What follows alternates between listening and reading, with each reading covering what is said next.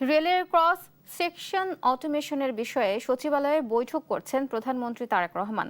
এছাড়া দিনভর নানা কর্মসূচিতে অংশ নেবেন তিনি। এ নিয়ে জানাতে সরাসরি যুক্ত হচ্ছেন সহকর্মী সাইফুল রিপন। সাইফুল, প্রধানমন্ত্রী আজকের কর্মসূচি সম্পর্কে জানাবেন।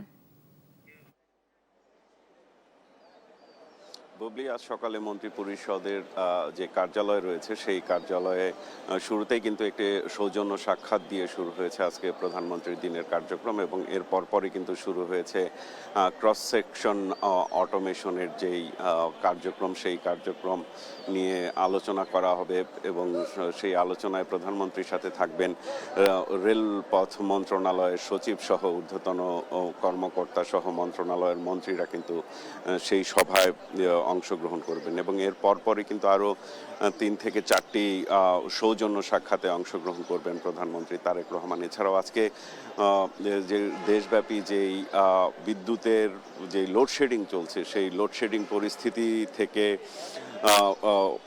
লোডশেডিং পরিস্থিতি উন্নত করার জন্য এবং লোডশেডিং কমিয়ে আনার সংক্রান্ত একটি বৈঠক অনুষ্ঠিত হবে। সেখানে সংশ্লিষ্ট মন্ত্রণালয়ের মন্ত্রী এবং ঊর্ধ্বতন কর্মকর্তারা উপস্থিত থাকবেন। এবং সন্ধ্যা 7টা থেকে কিন্তু আজকে মন্ত্রী পরিষদের বৈঠকও অনুষ্ঠিত হবে, এবং সেই বৈঠকে অংশগ্রহণ করবেন প্রধানমন্ত্রী তারেক রহমান। এছাড়াও সারাদিনব্যাপী আগামী 180 দিনের যেই কর্মসূচি রয়েছে সংশ্লিষ্ট মন্ত্রণালয়গুলো, সেই 180 দিনের কর্মসূচির অগ্রগতির বিষয়েও কিন্তু তদারকি করছেন প্রধানমন্ত্রী তারেক রহমান। এবং নির্বাচন পূর্ব যেই প্রতিশ্রুতিগুলো জনগণের কাছে দেওয়া হয়েছিল, সেই প্রতিশ্রুতিগুলো বাস্তবায়নের জন্য যেই প্রতিবন্ধকতাগুলো, সেই প্রতিবন্ধকতাগুলো দূর করার পাশাপাশি দ্রুততম সময়ে প্রতিশ্রুতিগুলো বাস্তবায়ন শুরু করা, সেই বিষয় নিয়ে কিন্তু প্রতিদিনই প্রধানমন্ত্রী তারেক রহমান